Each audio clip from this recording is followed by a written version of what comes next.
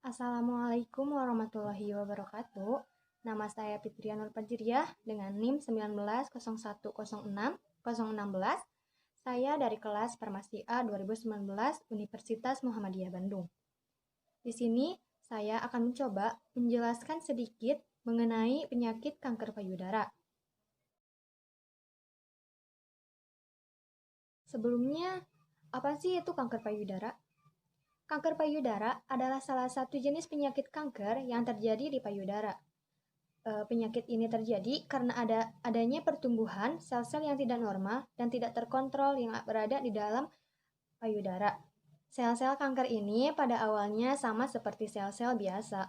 Namun, pada payudara, sel-sel ini dapat diperoleh dari saluran susu atau duktus, kemudian dari kelenjar susu atau lubolus, dan jaringan ikat yang ada di dalamnya. Namun, sel-sel ini mempunyai perilaku masing-masing yang berbeda.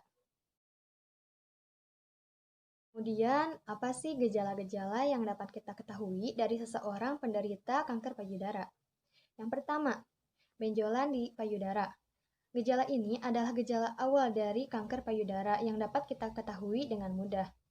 Jaringan payudara akan membentang luas hingga ke bawah lengan. Kemudian yang kedua adalah perubahan kulit payudara. Sel kanker dapat menyerang sel-sel kulit payudara yang sehat dan menyebabkan peradangan sehingga tekstur kulit berubah dari aslinya. Dan gejala yang ketiga adalah puting mengeluarkan cairan.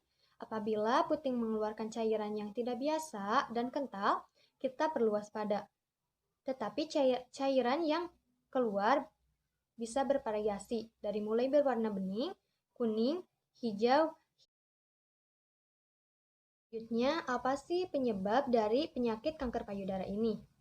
Penyebab kanker payudara ini bermula dari perkembangan sel yang abnormal, kemudian kumpulan sel tersebut akan membentuk sebuah tumor ganas. Nah, tumor ganas inilah yang akan membentuk sebuah benjolan yang di dalam payudara. Selanjutnya adalah mekanisme seluler yang terjadi pada kanker payudara. Pertama adalah tahap inisiasi. Pada tahap ini, sel normal berpotensi menjadi sel kanker karena adanya rangsangan dari karsinogen sebagai inisiator. Tahap yang kedua adalah tahap promotor. Pada tahap ini, karsinogen akan mengubah sel terinisiasi menjadi sel kanker dan akan bersifat reversibel.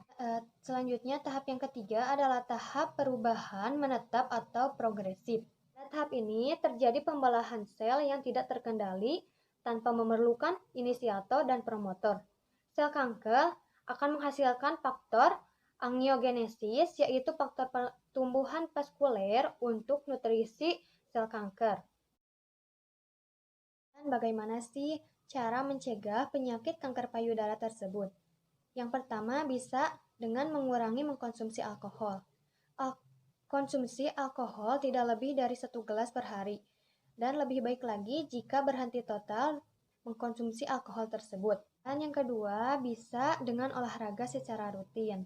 Lakukan olahraga dengan intensitas sedang secara rutin setiap hari, setidaknya 30 menit setiap hari. Ketiga, bisa dengan mengkonsumsi makanan yang sehat dan seimbang, seperti sayur-sayuran, buah-buahan, dan kacang-kacangan.